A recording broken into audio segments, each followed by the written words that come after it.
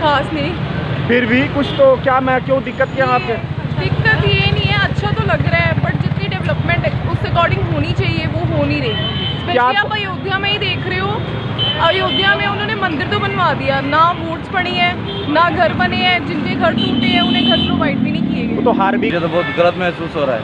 क्यों, क्या दिक्कत आपको आ हमारे गई? देश के युवाओं को रोजगार नहीं मिल पाएगा, एजुकेशन, हॉस्पिटल, इस चीज़ की डेवलपमेंट की कोई बात नहीं है। फील कर रहे हैं बहुत अच्छा। नरेंद्र मोदी को ही बनना चाहिए। नहीं तो कुछ लोग तो कह रहे हैं कि नरेंद्र मोदी साहब प्रधानमंत्री बने हैं तो ठीक नहीं है, अभी भी बात नहीं, ही इज वेरी कैपेबल, उसको ही बनना चाहिए। नमस्कार दोस्तों, मैं संतोष चौबे न्यूज़ 24/7 में आपका हार्दिक स्वागत करता हूं। दोस्तों, आज प्रधानमंत्री नरेंद्र मोदी जी ने शपथ ग्रहण कर लिया राष्ट्रपति भवन में। दोस्तों, आज मैं दो लोगों से बात करके मैं आपको दिखाता हूं कि इसकी लोगों की क्या राय है, लोग कैसा महसूस कर रहे हैं, क्योंकि नरेंद्र मोदी जी तीसरी बार भारत के प्रधानमंत्री पद का शपथ ले चुके हैं, भारत के प्रधानमंत्री बन चुके हैं। तो आगे उनके कामकाज के बारे में और बहुत सारी बातें हैं, मैं आपको बात करके लोगों से दिखाता हूँ। सर, आपका गुड नेम? जतिन साहब, क्या करते हैं? मेरा ग्राफिक का काम है, डिजाइनिंग का। डिज़ाइनिंग। साहब, ये बताएं, नरेंद्र मोदी जी तीसरी बार भारत के प्रधानमंत्री बन चुके हैं, आज शपथ लिए हैं 7:30 बजे तकरीबन, क्या महसूस कर रहे हैं आप? मुझे तो बहुत गलत महसूस हो रहा है। क्यों, क्या दिक्कत आपको आ हमारे गई? देश के युवाओं को रोजगार नहीं मिल पाएगा, एजुकेशन, हॉस्पिटल, इस चीज़ की डेवलपमेंट की कोई बात नहीं है। सिर्फ और सिर्फ इनके डिपार्टमेंट में एक ही नेता बढ़िया है, नितिन गडकरी, जिसकी सपोर्ट है। बाकी जो इनका डिपार्टमेंट है वो मुझे अनएजुकेटेड पर्सन्स का लगता है, क्योंकि हिंदू मुसलमान पाकिस्तान आज के दौर में भी करते हैं। ये आज के दौर का टाइम नहीं है हिंदू मुसलमान पाकिस्तान में। अच्छा, ये बताएं कि आप कह रहे हैं कि हिंदू मुसलमान करते हैं, हिंदू मुसलमान है या जातिवाद कहाँ पर नहीं है? क्या मुस्लिम या अन्य जातिवाद का नाम नहीं लेते हैं? ये आज से 20-30 साल पहले कह सकते थे, बट आज की जो डेवलपमेंट है, आज का यूथ स्टडी कर रहा है, सोशल मीडिया पे है। आज के यूथ को सिर्फ एजुकेशन और हॉस्पिटल की ज़रूरत है, ना कि हिंदू मुसलमान की। अच्छा, ये बताएं कि अपनी कल्चर को बचाने के लिए क्या अगर आपको उसके बारे में समझना पड़ जाए तो कोई बुरी बात हो? मेरा कल्चर, मेरा पंजाब है, पंजाब का जो कल्चर है, ये उस कल्चर को भी ख़त्म करना चाहते हैं। कैसे ख़त्म करना चाह रहे हैं? जैसे जो आज इंडिया का मैच आ रहा है, उसमें सिख भी है, हिंदू भी है, मुस्लिम भी है। मतलब हमारे देश में हिंदू, मुस्लिम, सिख, ईसाई सब आपस में भाई भाई हैं। तो देश का नारा यही है। इन्होंने स्कूल में स्टडी में ये पढ़ा है कि हमें पढ़ाया जाता है हिंदू, बाबर कौन था, अकबर कौन था। सबसे पहले तो स्कूल की स्टडी में ये आता था, भारत एक धर्मनिरपेक्ष राज्य है, देश है, सॉरी देश है। हमारे सबसे पहले एजुकेशन में यही आता था कि भारत एक धर्मनिरपेक्ष देश है, बस उस चीज़ को फॉलो नहीं किया गया। बच्चों में हिंदू मुसलमान पढ़ गया ज़्यादा। अच्छा, ये बताओ तो आपको क्या लग रहा है कि कौन सा व्यक्ति प्रधानमंत्री बनता तो आपको लग रहा है कि ये चीज़ सही रहता है या होता नहीं? मेरे में नितिन गडकरी सबसे बढ़िया ऑप्शन थी, जिस बंदे को पीछे किया हुआ बीजेपी ने। मैं बीजेपी विरोधी। क्यों, अभी तो मिनिस्टर ही थे। मिनिस्टर और प्राइम मिनिस्टर में बहुत फ़र्क है। लेकिन हर आदमी को प्राइम मिनिस्टर तो बनाने ही दिया जाएगा। तो बना तो नरेंद्र मोदी जी को 10 साल तो हो गए बन, इतना तो। लेकिन पब्लिक ने तो उन्हीं को वोट दिया ना। पब्लिक ने उनको मेजोरिटी में नहीं दिया, 240 सीटें हैं सर, पब्लिक ने उनको नकारा है। बेसिक तो ये है। और कुछ सीटों पे उन्होंने, यूपी में जैसे फैज़ाबाद की सीट है, कुछ ऐसी सीटें जहाँ पे 2-2, 3-3 हज़ार का मार्जिन आया है, उन सीटों पे अगर मैं कह नहीं सकता, मगर मुझे तो लग सकता है गवर्नमेंट कुछ भी कर सकती है। कुछ ऐसी सीटें हैं जो इन्होंने, हो सकता है कुछ काउंटिंग में गड़बड़ी होगी हो। एक सीट पे तो 48 वोटों का भी फ़र्क आया है। मेरठ वाली सीट पे पहले जो राम बने थे, उनका नाम नहीं मुझे मालूम, अरुण गोविल, वो पहले हार गए थे, उसके बाद उनको जिताया गया है मेरठ वाली सीट। नहीं, ऐसा हो तो लास्ट वाला जो पेटी आई है उसमें उनका नहीं जिताया था। ऐसे गलत तो किसी के साथ नहीं हुआ। नहीं, मैं वही तो कह रहा हूँ सर, सिस्टम उनके हाथ में। अब यहाँ पर बिट्टू जी जाते जाते 2000 वोट से हार गया। अब उसके लिए क्या किया जाता है? वो तो बीजेपी की याद नहीं सर, 21,000 वोटों से हारा है बिट्टू, 21,000 वोटों से हारा है बिट्टू। 2000 से 21 सर 21,000 वोटों से हारा है। मेरे पास अब भी है, मैं आपको दिखा अगर दूँ। हाँ, ठीक है। मैं तो सुना था 2000 वोट से। नहीं सर, 21,000 वोटों से हारा है। अच्छा, ये बताएं कि नरेंद्र मोदी जी कहे हैं कि हम खुद सुने हैं कि अभी तो जो मैंने किया वो ट्रेलर है, मेन काम बाकी है, ये मेरा कमिटमेंट है, ना कि कोई मैं रैली में भाषण दे रहा हूँ। तो इसके बाद उन्होंने तो प्रॉमिस किया, इस पर आप क्या कह रहे हैं? सर जिस व्यक्ति को 10 साल मिल गए, 10 साल थोड़ा टाइम नहीं होता। 10 साल क्या आपको बहुत नहीं बड़ा लग रहा टाइम। कि 10 साल में जो उन्होंने किया बहुत अच्छा किया? सर 10 साल धारा 370 जैसे विपत्ति जो देश पर थी बहुत बड़ा था, उसका नाम लेने से लोग डरते थे, उसने अपने रिस्क पर अपनी दिलेरी पर हटा दिया। तो क्या आपको नहीं लग रहा कि देश एक सूत्र में पिरोया गया है? कन्याकुमारी से लेके कश्मीर तक, पहले तो वहाँ का संविधान, वहाँ का झंडा, ये वो सब अलग। सर धारा 370 का मेरे जीवन से, मेरे आने वाले फ्यूचर से या मेरे पास से कोई संबंध नहीं था। आप ये बताएं कि आप भारत देश के नागरिक हैं, पढ़े लिखे भी हैं, क्या आपको देश की एकता और अखंडता से कोई मतलब ही नहीं, सिर्फ अपना पेट और अपना घर देखना चाहते हैं आप? सर मुझे आप देश इतना की- अवसरवादी तो ना बने ना। देश की अखंडता से मुझे पूरा प्रेम है। फिर आप कैसे कह दिए इस बात को? सर 370 धारा जो है, नहीं, 370 धारा का मतलब ये था वो देश से कटा हुआ एरिया थे, वहाँ के नियम कानून अलग थे, वहाँ का संविधान झंडा अलग था, अब सब एक हो गया। ये छोटी बात आप कह रहे हैं? आप पढ़े सर लिखे धारा यूथ हैं। 370 का जो बेसिक है वो आज भी वही है। हाँ नहीं है, बिल्कुल ही नहीं। अब वहाँ कहाँ जब वो 370 धारा ही हट गया तो उसका बेसिक कहाँ रह गया? अब तो कुछ नियम है, उनको भी वो धीरे धीरे खत्म कर देंगे। सर बढ़िया बात है मेरे देश के लिए। हो सकता हूँ मैं एक दो जगह गलत हूँ, बट काफ़ी जगह मैं भी जहाँ तक सुना हूँ कि धारा नहीं, हम आपको 370 गलत नहीं बोल रहे हैं, लेकिन ये यहाँ पर 370 गलत था ना। धारा 370 हटी, इसका बहुत बढ़िया है। बट सर आने वाला जो फ्यूचर है वो तो बच्चे का भविष्य तो एजुकेशन है ना, हॉस्पिटल हाँ, है। मैं खुद स्वास्थ्य और मैं एजुकेशन सर है। खुद बताता हूँ, मैं एक ऐसे घर से हूँ, मेरी जो बड़ा भाई है वो हैंडीकैप, आज उसकी 40 साल की उम्र है, वो उसको गवर्नमेंट जॉब नहीं है, गूंगा बहरा है। मैं 10 साल पहले मेरा कोई बिज़नेस नहीं था, मैं थोड़ा बहुत बिज़नेस डेवलप किया है, मगर उसके चक्कर में मेरे मम्मा को ब्रेस्ट कैंसर की प्रॉब्लम हुई सर। मुझे गवर्नमेंट की तरफ से 1 रुपये की मदद नहीं हुई, और मैं आयुष्मान कार्ड के लिए हर जगह धक्के खाए, नहीं हुई। आज जिस धारा में मेरे देश को पुरोना चाहते हैं, ये एक हिंदू राष्ट्र की सोच है इनकी। आपका गुड नेम? जसलीन जसीन। मैडम ये बताएं कि नरेंद्र मोदी जी तीसरी बार भारत के प्रधानमंत्री बन चुके हैं, क्या महसूस कर रही हैं आप? कुछ खास नहीं, फिर भी कुछ तो, क्यों दिक्कत क्या आपके? दिक्कत ये नहीं है, अच्छा तो लग रहा है, बट जितनी डेवलपमेंट उस अकॉर्डिंग होनी चाहिए वो हो नहीं रही। स्पेशली आप अयोध्या में ही देख रहे हो, अयोध्या में उन्होंने मंदिर तो बनवा दिया, ना वोट्स पड़ी है, ना घर बने हैं, जिनके घर टूटे हैं उन्हें घर प्रोवाइड भी नहीं किए वो गए, तो हार भी गए वहाँ से। वहाँ हार भी गए। वो तो ऑब्वियस ही बात है, अगर लोगों को फैसिलिटी नहीं मिल रही, उनको प्रोवाइड नहीं हो रहा कुछ भी, वो तो वोट्स तो पड़नी नहीं थी। लोग भी तभी सपोर्ट करेंगे जब उनकी फैसिलिटीज़ पूरी, मतलब ज़रूरतें पूरी होंगी, ये चीज़ है। तो आपको क्या लग रहा है कि नरेंद्र मोदी साहब को क्या संदेश देना चाह रहे हैं, क्या करेंगे जो आपको लग रहा है कि ये चीज़ गलत हो रहा? सर बेसिकली नीड्स ये है कि इन्फ्लेशन बहुत ज़्यादा बढ़ रही है, पहले तो वो चीज़ को कम किया जाए। जब तक इन्फ्लेशन नहीं कम होगी तब तक तो लोग सपोर्ट ही नहीं करेंगे। महंगाई बहुत बढ़ रही है, जिनको लोगों को खाना नहीं मिल रहा, घर नहीं मिल रहा, जिनके घर टूट रहे हैं उनको घर बनवा के नहीं दे रहे, जिन्होंने खुद तोड़वाए हैं। स्पेशली अयोध्या में हम बात कर रहे हैं जिस चीज़ की। अच्छा ये बताएं कि नरेंद्र मोदी साहब ये बोले हैं, कमिटमेंट उन्होंने किया कि पहले जो मैंने किया वो ट्रेलर है, मेन काम तो बाकी है जो इस कार्यकाल में हमने थर्ड में करना है। तो आपको क्या लग रहा है इसके बारे में, आपका क्या कहना है? सर ट्रेलर तो हमने पहले ही देख लिया, इन्फ्लेशन इतनी बढ़ गई है, आगे पता नहीं कितनी फिर मूवी देखने के वो भी बाकी है, क्या पता और इन्फ्लेशन बढ़ जाए और मुश्किलें बढ़ जाए लोगों की। तो क्या आपको ये है ना कि महंगाई पे कंट्रोल होना चाहिए, जितनी महंगाई बढ़ी है देश में उसको कंट्रोल करना चाहिए, जो नशा बढ़ा है उसको कंट्रोल करना चाहिए। और दूसरी डिमांड ये है कि जो किसान चाहते हैं कि उनकी सारी मुश्किलों का हल हो, तो वो जो बीजेपी की जो सरकार है नरेंद्र मोदी जी को, वो ये पहले सबसे काम करना चाहिए, किसानों के साथ? हाँ किसानों के साथ खड़ा होना पड़ेगा। अगर पंजाब में आप जाते हैं कि आपका साथ है तो आपको पहले किसानों के साथ खड़ा होना पड़ेगा। अच्छा ये बताइए कि राहुल गांधी साहब हाँ जी। अभी लेडीज़ों से कहे थे कि मैं 8,000 रुपया आपको दूंगा पर मंथ, साल का 1 लाख रुपया दूंगा। अब वो पैसा नहीं मिल रहा, लेडीज़ें उनके यहाँ जाके इकट्ठे होकर बैठी हुई हैं ऑफिस में कि दो, सर वो इस पर क्या राय आती है? सारी सरकारें बनने से पहले यही कहती है, यही दावे करती है, हम आपको इतने पैसे देंगे, इतने अकाउंट में आपको आएंगे। बनने के बाद कुछ भी नहीं आता, ये सभी देखते हैं, सिर्फ ये वादे हैं, ये वादे झूठे हैं। अच्छा ये बताएं आप, अब उनको क्या पनिशमेंट इसका मिलना चाहिए? सर बेसिकली देखा जाए सिर्फ राहुल गांधी नहीं, ये जो वादे हैं, ये जो प्रॉमिसेस है, ये सभी सरकारों ने सरकार की। की सिर्फ सरकार ने मतलब एक गवर्नमेंट की बात नहीं हम करते, एक वो बीजेपी या कांग्रेस की बात नहीं करते, ये सभी ने वादे किए हैं और सबके टूटे हैं, किसी के अकाउंट में कुछ भी नहीं आया। आपका गुड नेम? जसलीन कौर। जसलीन आप किस क्लास में पढ़ती हैं? मैं बीकॉम कर रही हूँ। क्या बात है, मैं तो समझ रहा था कहीं छोटे क्लास की हो आप। नहीं। अच्छा जसलीन ये बताएं, आप यूथ हैं, नरेंद्र मोदी साहब तीसरी बार भारत के प्रधानमंत्री बन चुके हैं, शपथ ग्रहण हो चुका है, क्या महसूस कर रहे हैं, क्या उम्मीदें रख रहे हैं, थोड़ा बताएं।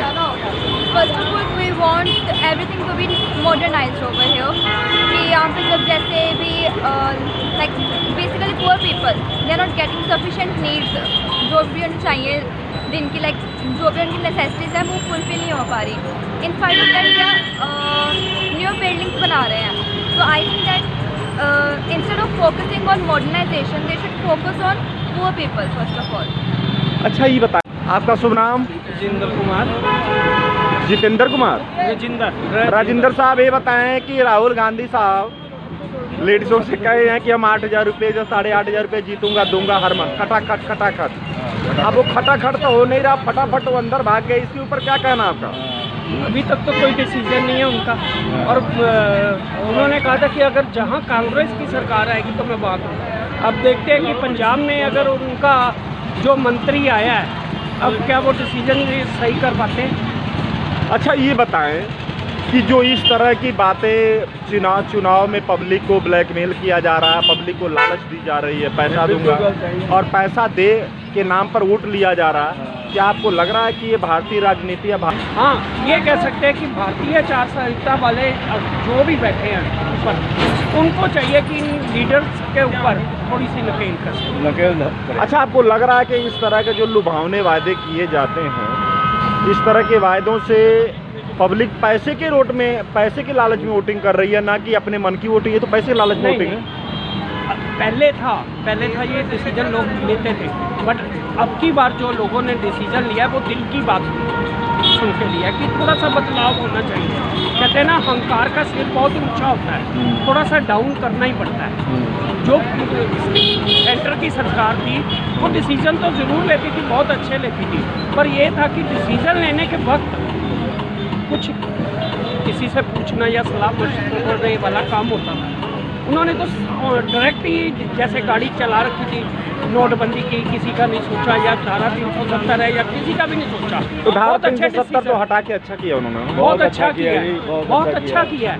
थोड़ा सा ये डिसीजन है कि जैसे नोटबंदी लोगों पे क्या प्रेशर पड़ेगा, उस पर दिक्कत हुई है लोगों को बहुत ज़्यादा। तो क्या उसी का कारण है कि अब की बार ये जो इन लोगों ने बहुमत पूर्ण रूप से लोगों ने दिया नहीं उनको? नहीं, वो नहीं है। देखो, कुछ कानून होते हैं कि सभी पे लागू होते हैं। मोदी सरकार में जब कानून सबके लिए बराबर है, अडवाणी जी 70 साल के हो गए, तो मोदी सरकार ने कहा था कि 70 साल के बाद कोई भी कह सकते हैं कि रिटायर हो जाओ। हाँ। अब मोदी साहब के देखें तो 2 साल या 1.5 साल रह गए, तो क्या उन पे लागू नहीं होता? Thank you. 75 साल के उम्र में? नहीं, 70 कहा था उन्होंने। वो तो कह रहे हैं कि पूरी अपना कार्यकाल पूरा करूंगा। कार्यकाल फिर यही हो गया ना कि अपनी मर्जी है जो। क्या नाम है आपका? जी गोयल। गोयल जी, आज नरेंद्र मोदी साहब तीसरी बार भारत के प्रधानमंत्री बन गए, कैसा महसूस कर रही हैं? अच्छा फील कर रहे हैं, बहुत अच्छा। अच्छा। नरेंद्र मोदी को ही बनना चाहिए। नहीं तो कुछ लोग तो कह रहे हैं कि नरेंद्र मोदी साहब प्रधानमंत्री बने हैं तो ठीक नहीं है, अभी भी बात नहीं, ही इज़ वेरी कैपेबल, उसको ही बनना चाहिए। अगर वो बनेगा तभी कुछ होगा नहीं। अच्छा ये बताएं कि क्या आपको लग रहा है कि थर्ड बार नरेंद्र मोदी साहब प्रधानमंत्री बने हैं तो हमारे देश में सबसे बड़ी प्रॉब्लम क्या है? यूथ को जॉब नहीं मिल पा रहा, बेरोजगारी है। क्या आपको लग रहा है कि इस बार कुछ ऐसा वो इम्प्रूवमेंट करेंगे? Actually he is very capable, तो वो बनेंगे और करेंगे भी कुछ, पर उसके लिए हमें साथ में अपना कंट्रीब्यूशन देना पड़ेगा।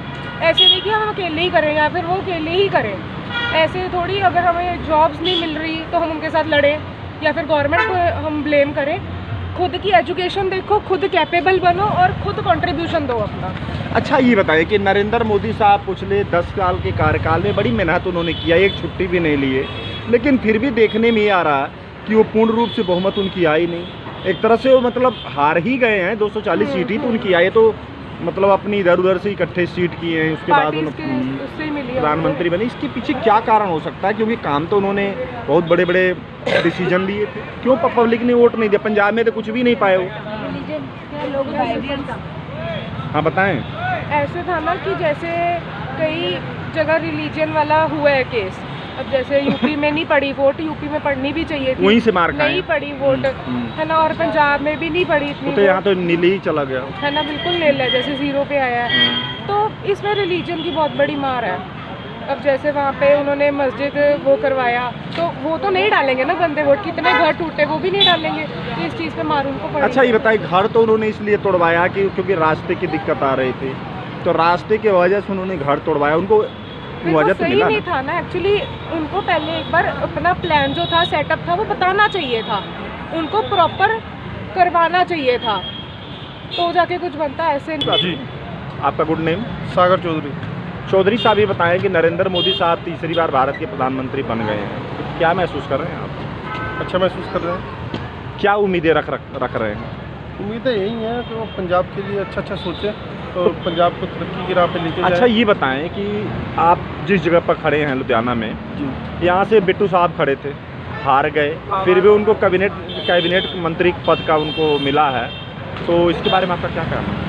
देखिए बिट्टू जी एक एक्सपीरियंस पर्सन है, उनको 3 बार MP रह चुके हैं वो, उनको मंत्री पद मिला है, जो अच्छी बात है। वो पंजाब के लिए अच्छा काम करेंगे, हम खास करके लुधियाना के लिए, क्योंकि लुधियाना में वो 2 बार MP रह चुके हैं। इस बार मतलब जीतना तो उन्हीं को चाहिए था, लेकिन हारे तो 20,000 वोट से हार गए।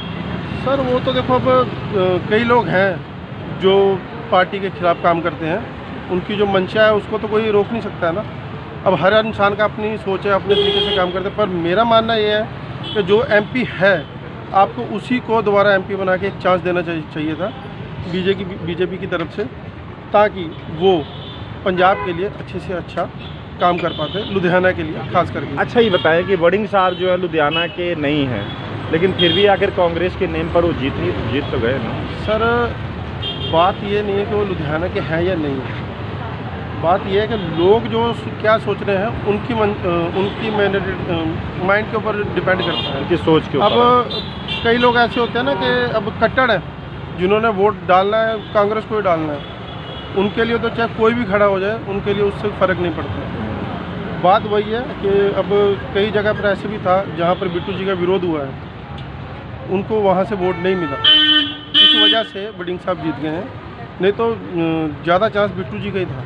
क्या लग रहा है कि अब वो कैबिनेट मंत्री बन चुके हैं, तो क्या आपको लग रहा है कि पंजाब के लिए कुछ अब करेंगे वो, खास करके लुधियाना के लिए? बिल्कुल करेंगे, क्यों नहीं करेंगे, लुधियाना के हैं और अपने लुधियाना के लिए तो सोचेंगे ना वो। लेकिन वो तो हारे हुए प्रत्याशी तो हैं ना। सर हारने से क्या होता है, मंत्री है वो।